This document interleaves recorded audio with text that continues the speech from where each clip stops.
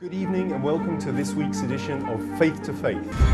During this new series of programs, we'll be exploring the contemporary world of interfaith relations and its relevance in the 21st century.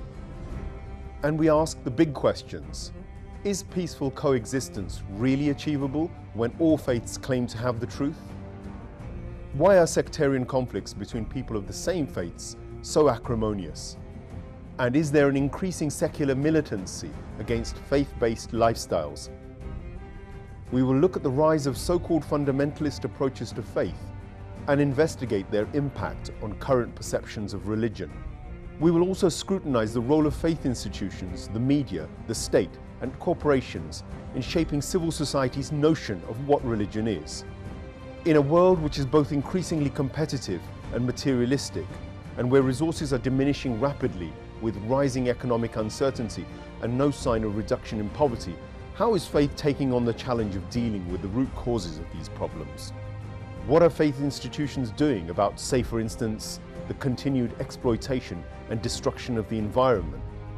How are we dealing with infanticide, human rights violations, and the sale of arms, still one of the largest industries on the planet? It's not hard to conclude that we have a potential for increase in violence, war, conflict and terror.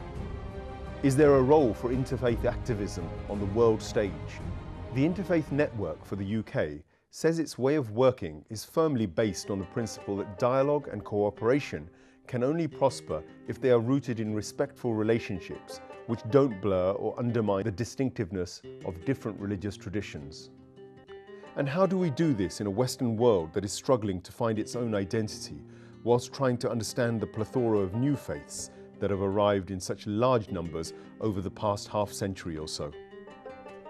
This series will look at what answers faith communities have for these and other big issues directly affecting our everyday lives and the future of our children. Tonight, we will begin with a kaleidoscope of views from believers about their belief. And we host a lively studio discussion about the need for interfaith. And finally, we feature the first of our weekly Art of Faith performances. And here are some of our faith activists and their reflections on their beliefs.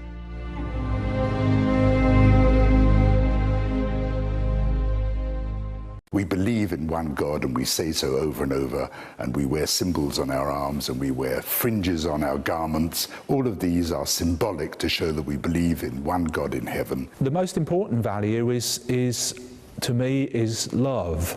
Because in the New Testament it says that God is love, and those who live in love live in God and God lives in them. So we try to live in God and have God living in us by being loving people. When we see human beings suffering, then it doesn't matter if this happens to Muslims, it doesn't matter if this happens to Jews, it doesn't matter if this happens to Christians. Then we have, as human beings, we have to respond to that without thinking from where these people come from or which religion they have, but really because they are human beings, and we as human beings have to react to that, and there is something in us that reacts to that. In this week's Faith to Faith, we will be showing you the importance of synagogues in Judaism and how Jews celebrate their festivals. In today's show, we will also show you some strict Orthodox synagogues following ancient traditions of worship and dress.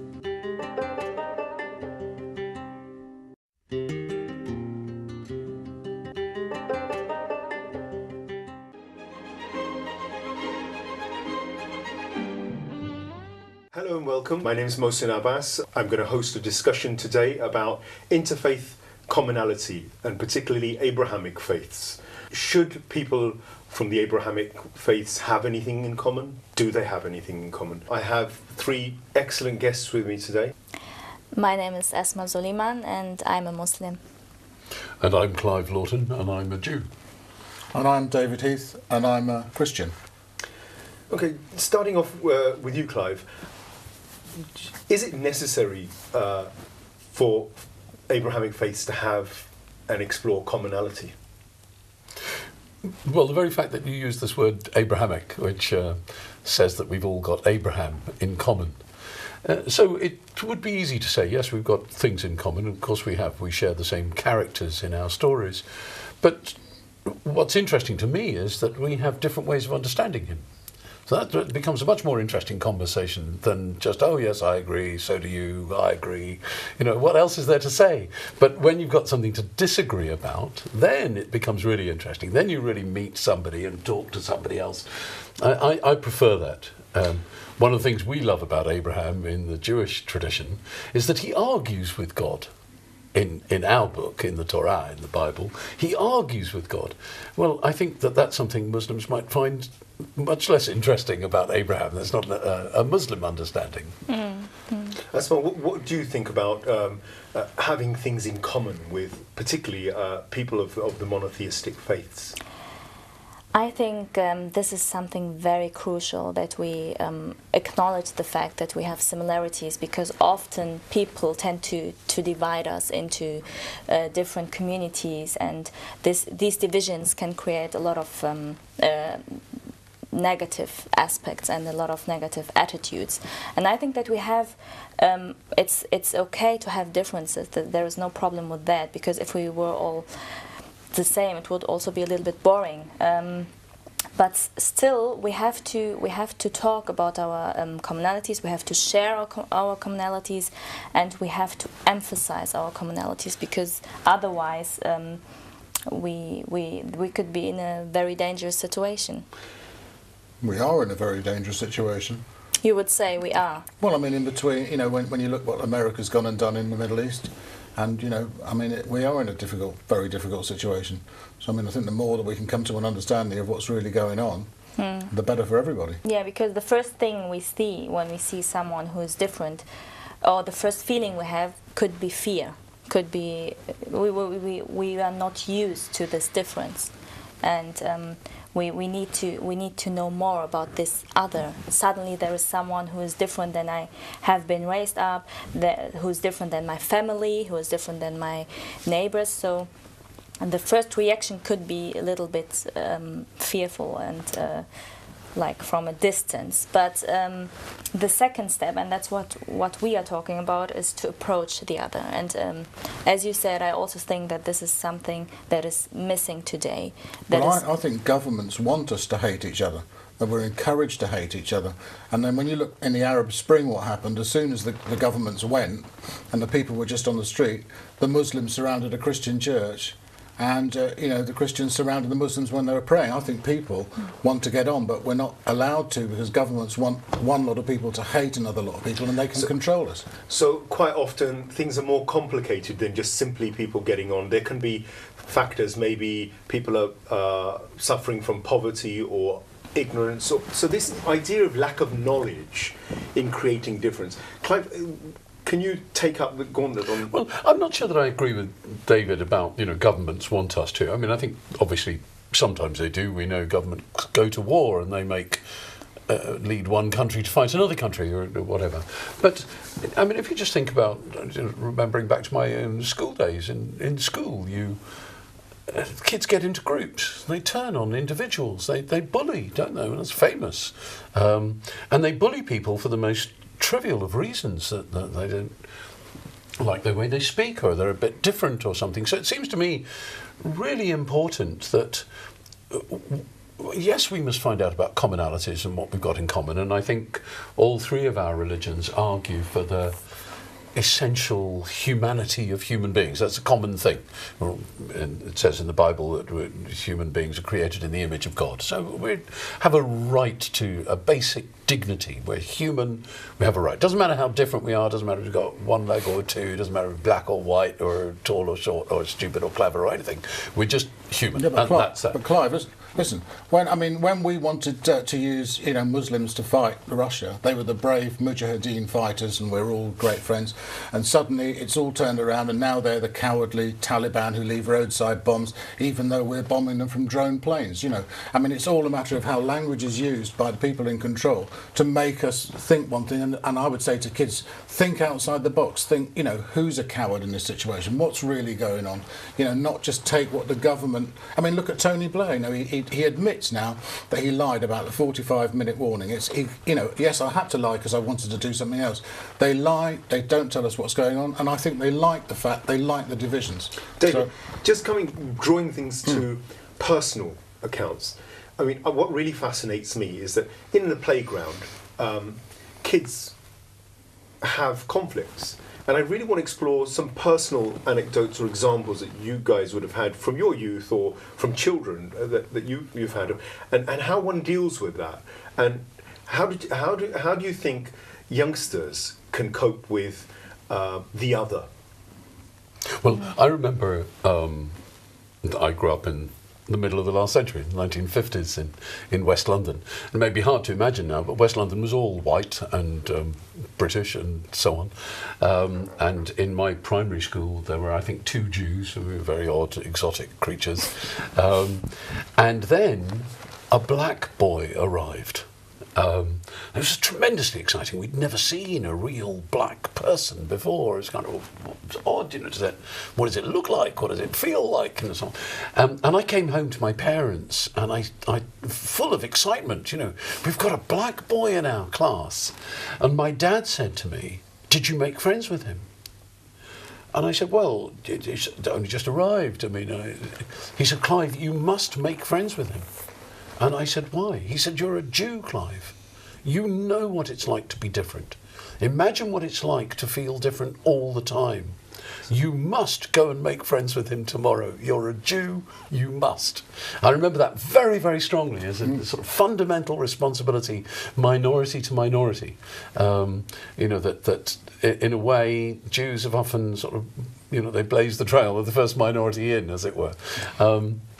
But I remember that very strongly, and we did become friends. And I then got to know that, of course, he was human. Long before he was black, he was human, and discovered the commonalities. But I had to have a reason for liking the difference, I think, rather than be afraid of it or. I think right. This example is very good because it shows that the most important thing when we talk about kids is really the education, how you are educated, what your parents tell you. When your parents are only raising you up in an environment that it's really only about the idea that it's only about you, and that there are no stories about the others, that there are no pictures about the others, that there are no ways in which your parents tell you how to deal with the others. I think here is the main problem, and it really comes back to your parents and to your, as they are the first thing you encounter in your life, and they are the most ones who influence you. And David, a story from you, maybe from your past, about as a child, or friends that you might have had that taught you lessons. Well, I was a bit like Clive. I came from a very white background, and I went to a very posh middle-class school. And there was only one guy called Ikabuki Masuki who happened to be the son of an African chief. And it wasn't until much later that I got, you know, that I really sort of mingled, you know. But the thing that had a massive effect for me was that I wrote the music for a film with a Muslim film director about Daniel Pearl, the Jew, the Jewish reporter that got killed in Afghanistan. And the thing was such an odd combination of a Muslim filmmaker. And then we became great friends. And I became great friends with Daniel Pearl's father. And it was like all 3 of us just became friends, and we never sort of fell out about religion because we just didn't discuss it. We just decided we were all good blokes, and we got on incredibly well. And that taught me, that's why I've been on this sort of mission of trying to sort of honour like Arabic culture in particular, because there's such a big problem in my music, to make sort of Muslims feel like, oh, someone does actually care about this rather than bombing the shit out of us, you know, if I can say that. I wanted to ask you 2 questions. What do you think about single faith schools? I'm actually quite comfortable with them because actually, you know, every school is selective. It might be deliberately selective, you know, as you said, a posh middle class school, a single sex school, you know, all kinds of selective. But even if it's not like that, then it ends up being geographically selective. It only has kids from West London, or it only has kids from Cumbria, or it only has farmers' children or miners' children, or whatever it might be. And look, I'll state my own position here. I was head of a school, so I've been there.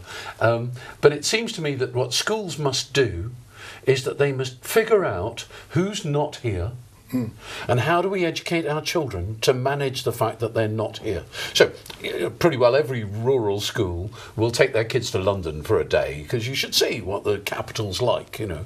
And every urban school will take their kids to a farm to see what it's like. So you've got to compensate for what's not there. So if you're in an all-white place, then you really need to take your kids into some multicultural place and let them see what life is like there. And if you're in a multicultural place, you should go to some all-white place, some little village in the middle of nowhere, and find out what that's like too. And if you're a boys' school, then you should educate your children about how to have relationships with girls and what a decent, equal, trusting, honourable relationship is like. And if you're a school that's selective on the basis of academic ability, you must explain to your pupils that not every child is going to whiz off to Cambridge. Clive, you haven't answered the question. So then a single religion school I'm very cool with, so long as it has a curriculum that educates those children as to what the rest of the world is like. But I like the idea that if they so choose, and I don't say that every Jew should go to a Jewish school, but if Jewish kids go to a Jewish school, there's a certain comfort and ease in that, which is very attractive. Jews spend all their time being ambassadors and explainers. It's very exhausting when you're a child to have to explain who you are all the time. And it's lovely at school to not have to do that and have people just know that next week it's a festival. You don't have to bring notes and explain yourself and ask for permission and stuff like that. So there's an upside and a downside. Probably it depends on the age. Probably at the very early ages of kids it would be good to have this community-based education where they like strengthen their own identity. But I think that at a particular stage it's much more interesting and much more helpful if we have multi-faith school, and if we have like a diversity of different faith or even non-faith. But I think it really helps then in a particular age to experience the other rather than to learn about it in a theoretical way. That's my feeling as well. I think Prince Charles, it's really good that Prince Charles says he wants to be head of all the faiths in this country rather than just, be a spokesman for the Church of England. I definitely like that. But I think, again, as I say, if you had an all-Muslim school for secondary age children, then of course that school ought to have a programme of ensuring that those children have, debating interfunctions with other kids and that they meet other kids. But there is, teenagers are really thinking about who they are and where they're at. It's a very important time of identity formation, in some ways much more important than primary age. And I think it's really valuable to be in a place where you can get answers from thoughtful people. And if you're one of 6 Muslims in a school where everybody else hasn't got a clue what you're up to, that's quite difficult. Just drawing the conversation back to say, again, things that all kids do. And, once people start talking about religion, often people are only focusing on the fact that that is different, that you're different.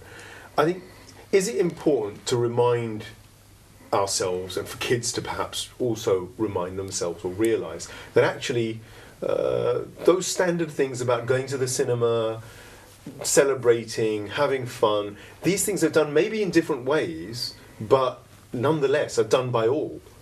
And how does one, in a society where quite often some children or some even grown-ups never have an experience of the other, and when they actually do come into that thing, they don't know how to deal with it. Is that something that you can address or deal with? I think that all schools should be multi-faith and with no overriding of any faith. And this is what would help answer your question, because if you're brought up with other kids and you think, oh, he's a Muslim, but he's a good mate, and get to know their family and stuff, from a very early age, you suddenly realise all these... Whereas if, you get to 18 and you've never had a friend who's a different religion, it's much more... in a way that happened to me, because I was brought up in a very white sort of, and I find, when I meet black people, it's not like I wasn't brought up with them. It's like a whole different thing, and I wish I had been, Tell me a bit more about that, please. About that experience. About that experience of growing up. Well, just that, literally almost what you were saying, Clive. Like, there was, in my school, there was one black guy, but it was like, You know, like my son is brought up with black people and he has loads of black friends and they're all just mates. In fact, they don't even talk about black and white stuff. It's just like they're all good mates. They don't even see it. It's really strange because it's gone right from when they were very, very young, you know. And so that's why I'm actually very against single faith schools, because I think that they encourage that, you know, people not understanding each other from a very young age, you know. So okay, just one final question to everybody, and I'd like you all to sort of maybe share in answering this. What makes you the same as everyone else? Oh, humanity, I would say. Our humanity is really something that we all share, and of course with this humanity there are several values related, so it's not only humanity and that's it, but several values like respect, tolerance, support, recognition of the other, a lot of things that we all share. So I was just thinking before about the example when we see human beings suffering, then it doesn't matter if this happens to Muslims, it doesn't matter if this happens to Jews, it doesn't matter if this happens to Christians. Then we have, as human beings, we have to respond to that without thinking from where these people come from or which religion they have, but really because they are human beings, and we as human beings have to react to that, and there is something in us that reacts to that.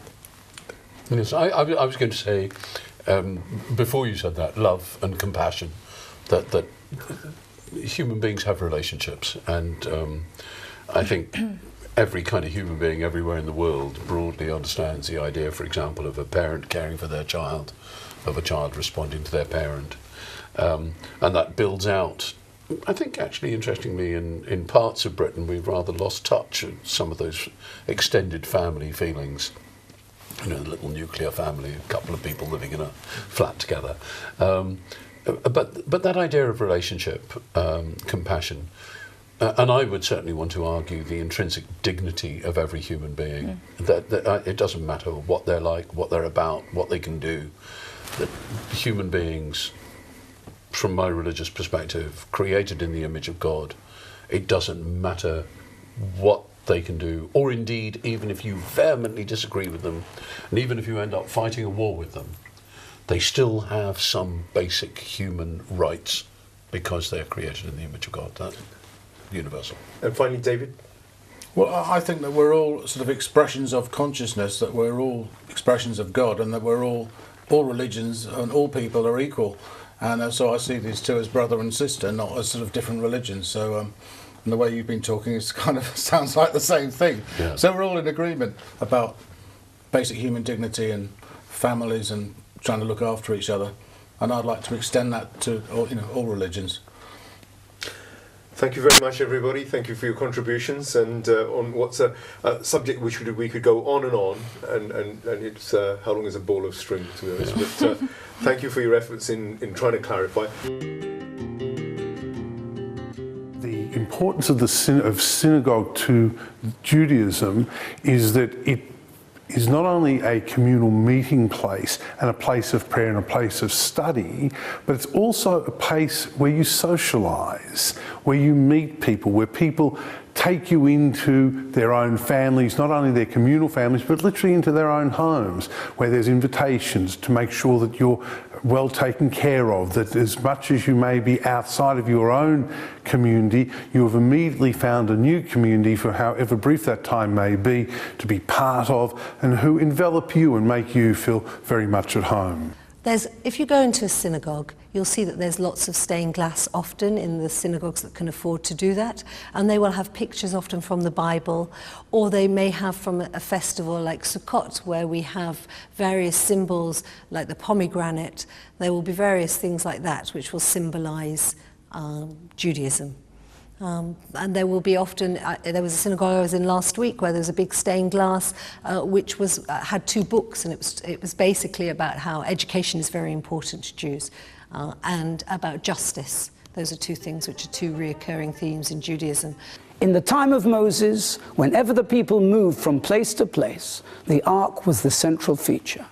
And in the ark, they used to keep the holiest of all books, the scrolls of Moses, the 5 books of the Torah, the first 5 books of the Old Testament.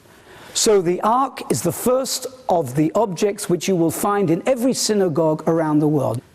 The second important object that you will find in every synagogue is always above the ark. It's a light. We call it the perpetual light. And it's the symbol of God's presence, an everlasting light. The third bigger object which we have in a synagogue is the bimah. The bimah is the platform in the center of the synagogue, which replaces, in temple times, the altar on which sacrifices were offered. Now, of course, we no longer have sacrifices. So the rabbis said, instead of an altar, we will have a bimah, a central area. And on that bimah, we will offer, instead of sacrifices, prayer.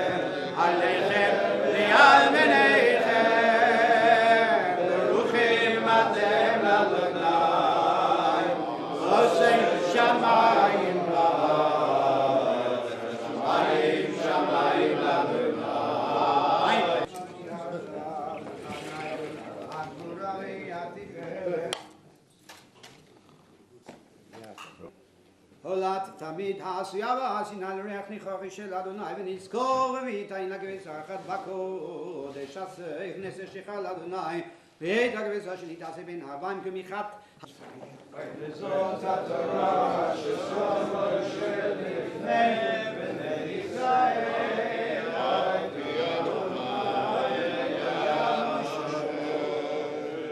You're a rabbi? I am. Okay, what does that entail? How do you become a rabbi? For the progressive movements in the UK, it means 5 years of study after your first degree. I managed to spend a good sort of 8 years in full-time study, which was fabulous.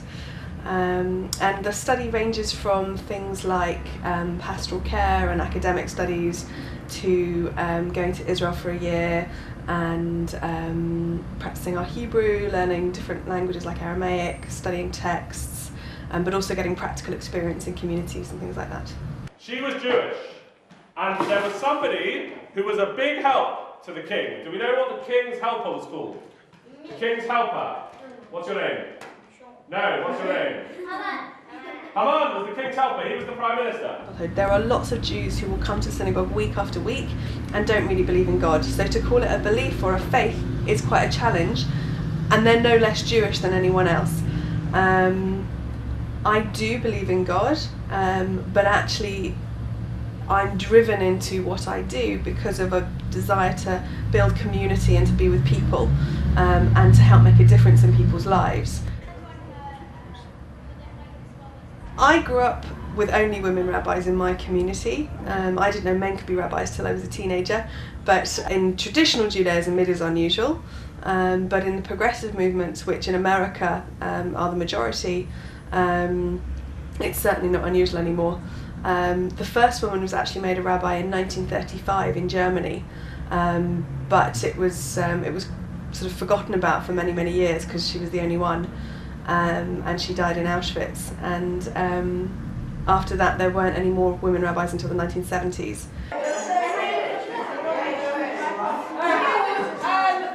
I think it's an incredible testament to sort of the continual diversity that Judaism has always had, that there's never been one way of being Jewish, and that the sort of the authentic heart of Judaism lies in it being a constant discussion and conversation and there being no one true way. The word synagogue doesn't translate as house of God. It means house of assembly. It's a place where Jewish people come together.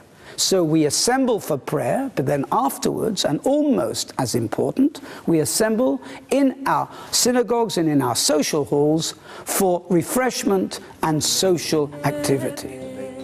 And that is very good. It should have 30 or 31 days. was the 31st verse. The explanation is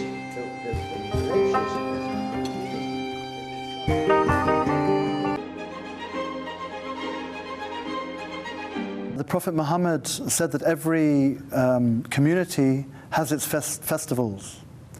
And for example, the Jews celebrate the New Year and the Passover especially, the time when they were saved from being killed. The Christians celebrate Christmas and Easter. They celebrate, in other words, the birth of Jesus and also the time when they think he was crucified. In fact, as Muslims, we believe that he wasn't crucified, but someone who looked like him. And according to the Gospel of Barnabas, that actually was the man who was going to betray him. He was made to look like Jesus and he was crucified.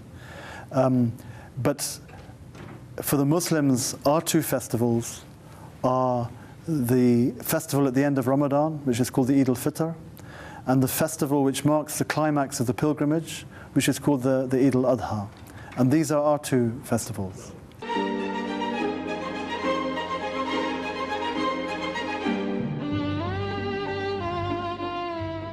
Hi, I'm Abby. I'm going to be singing a Jewish song for you in Hebrew. I sing and I act and I direct and I write. I do all kinds of different performing things. This song is called Ani Ma'amin, and the lyrics in English translate to I believe in perfect faith that one day the Messiah will come. Ani Ma'amin B'emunah shalema B'vias HaMoshiach Ani Ma'amin Ani Ma'amin B'emunah shalema